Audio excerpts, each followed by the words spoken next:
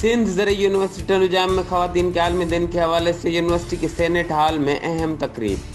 Update कर रहे हैं आपको टंडोजाम से। तकरीब की सदारत वाइस चांसलर डॉक्टर फतेह मोहम्मद ने की, जिसने खवातीन की तरक्की में यूनिवर्सिटियों की अहमियत के हवाले से लेक्चर भी दिया।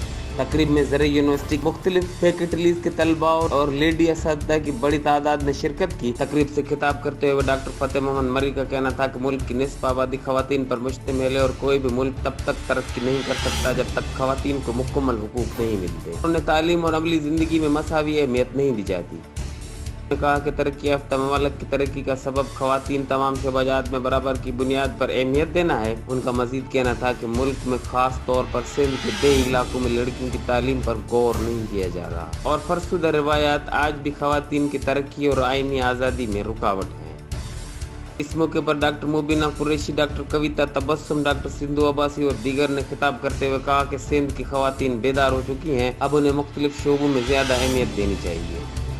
इस मौके पर डॉक्टर मोहम्मद इस्माइल कुंबर ने खिताब किया, जबकि डीएन साहिबान, असاتذہ और तकरीब में शोबों के सरबराहान भी मौजूद थे। रिपोर्टर मुराद अली के साथ अली जाफरी सोलंकी, HRJDO न्यूज़, हैदराबाद।